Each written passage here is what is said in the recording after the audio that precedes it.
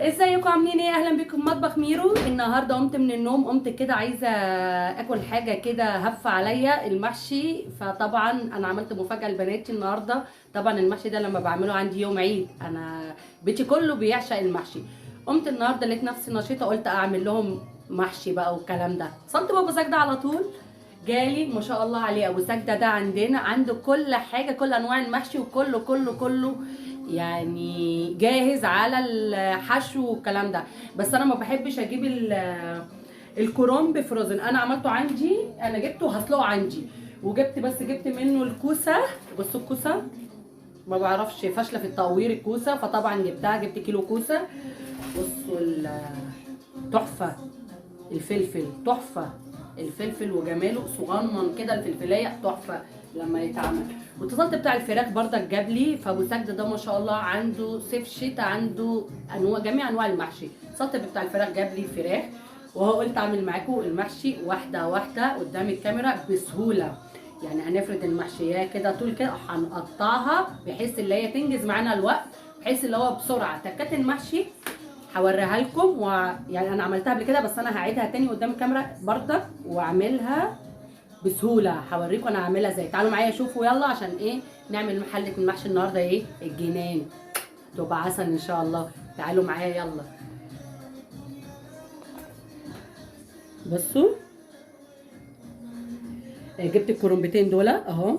بصوا جبت الفراخ، وجبت دي زبده روزلاندي. بصوا دي زبده روزلاندي عشان المحشي. قطعت البصل 4 بصلات كده كبار.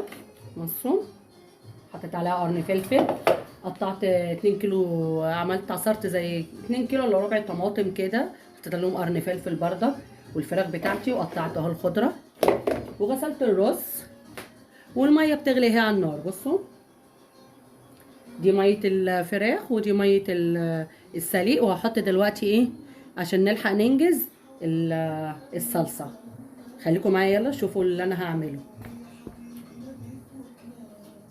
هنيجي نقطع الكرنبتين.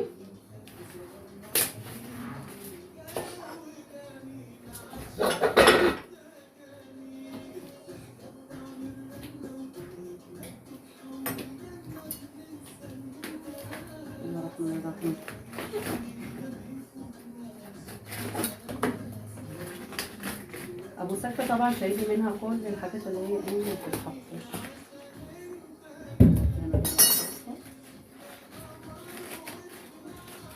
المحشي اهي كرنبايه حلوه.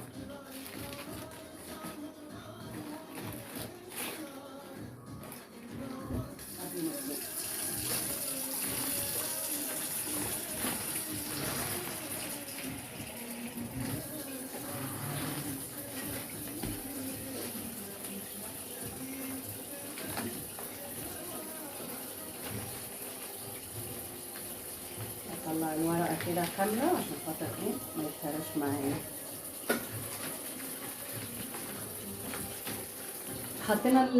حطينا اهو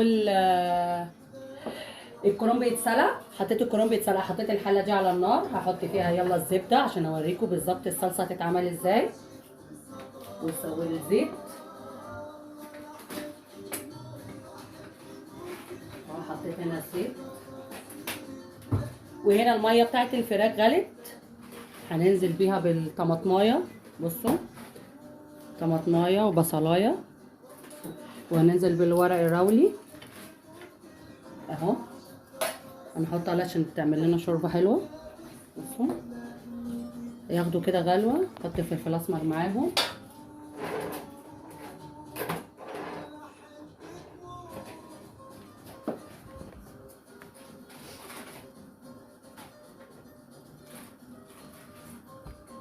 حط الملح برضه.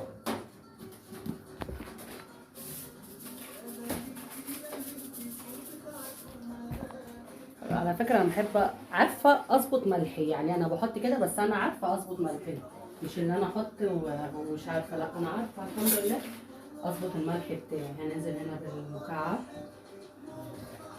حط الزبده.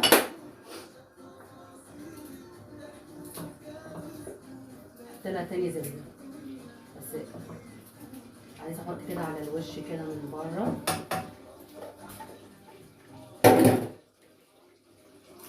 عليها.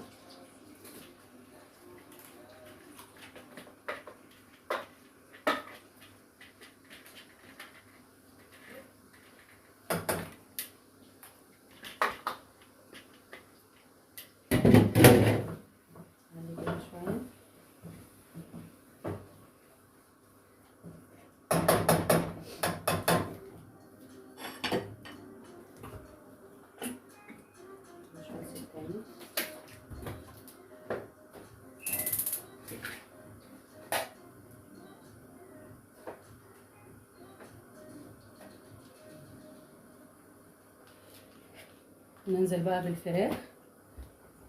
بصوا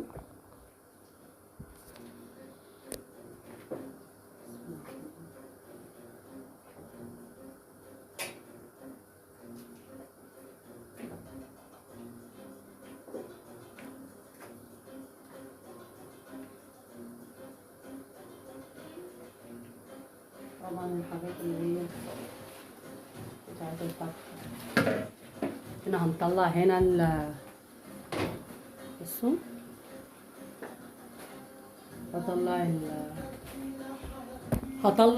هطلع الكرنب عشان ما يتهراش، وهحط غيره وهرجع لكم تاني.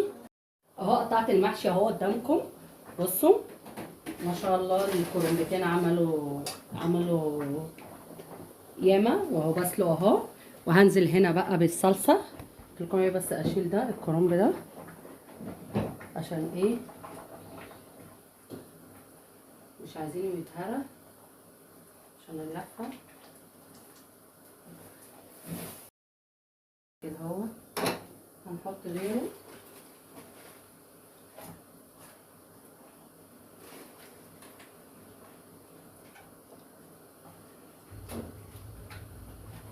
يا دوبك هنحط ونطلع عشان احنا مش عايزينه يتهرى عشان نعرف نلفه.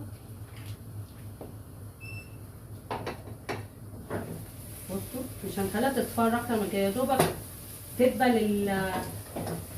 تدبل البصله زي ما انتم شايفين. هننزل عليها ايه تدبل البصله، هننزل عليها بسم الله الرحمن الرحيم بالصلصه، صلصه الطماطم اهي. وننزل بقى بالمكعب والبهارات. بصوا بقى بهاراتي، ده مكعب 3 مكعب خضار، والملح والسبع بهارات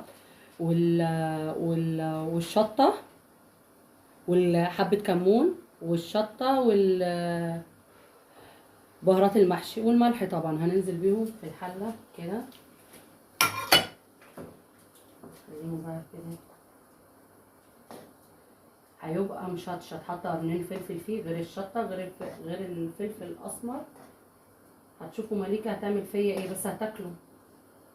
هي بتحب الحرز زي الحاجات الحراقه. غطيه بقى عشان ايه تمام. نرجع لهنا.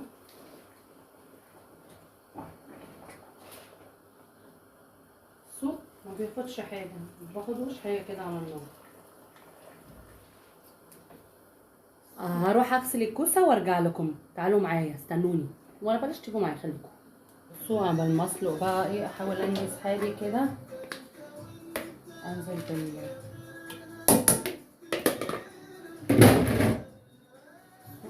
خضره وجمالها. غسلت الرز وصفيته، هننزل بيه بقى.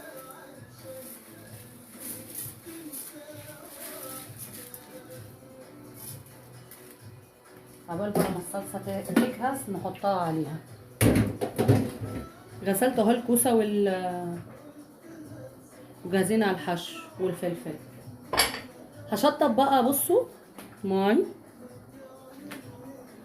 مش لسه هشغل الغساله بصراحه، هغسلهم كده بسرعه وهرجع لكم.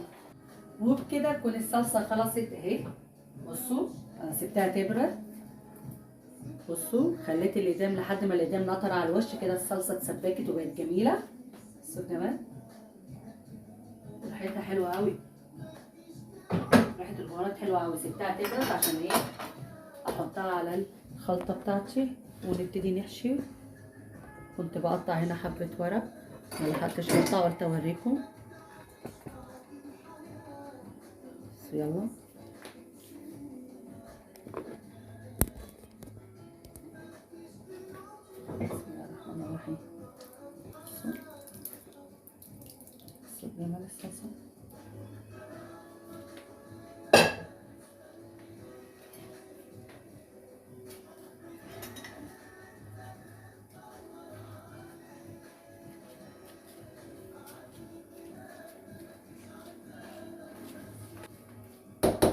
مصدق ما نفسي تاكل حاجه. بصوا الخلطه وكمان الخلطه، بصوا الرز جميله قوي. بصوا يفتح النفس ازاي. بصوا مولعه بقى وحراقه ايه. بصوا بقى هنجيب هنا بسم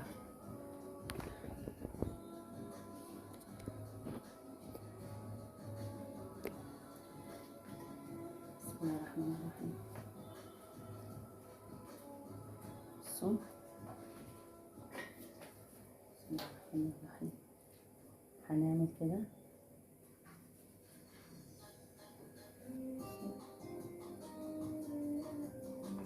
بص كده كان لف ايوه يقطع كده النار اهو.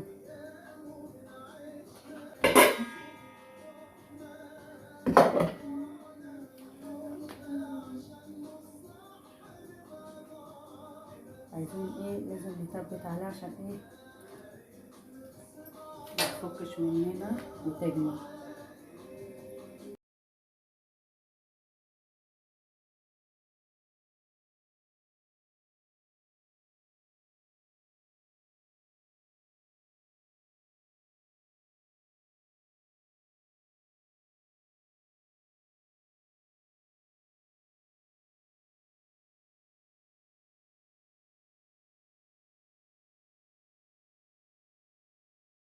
وخلصت بقيه الورق اهو اللي كان موجود. هروح اجيب تاني وهخلص وهرجع لكم. بصوا اهم لسه اهو،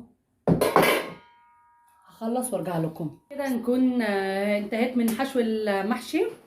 خلصت اهو. عملت بصوا الكرنبتين طلعوا لي ايه. بصوا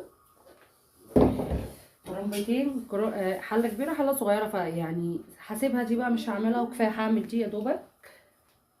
هنحط على النار، هنزود الشوربه.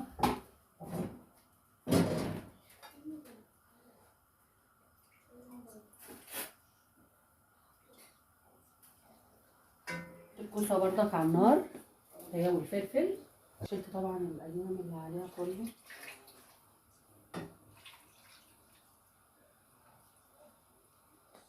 هنحط مكعبات الزبده عليه عشان الطعم طبعا.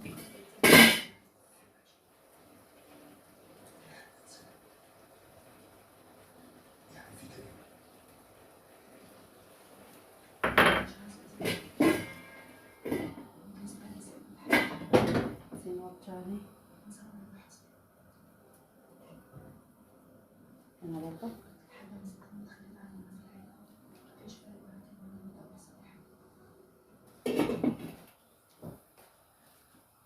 وهو المحشي على النار هيستوي بقى وارجع لكم. واخيرا خلصت. بصوا معايا المحشي.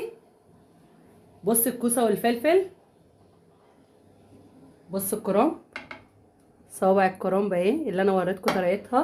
طبعا الفراخ المحمره كلنا عارفينها يعني، بس بصوا.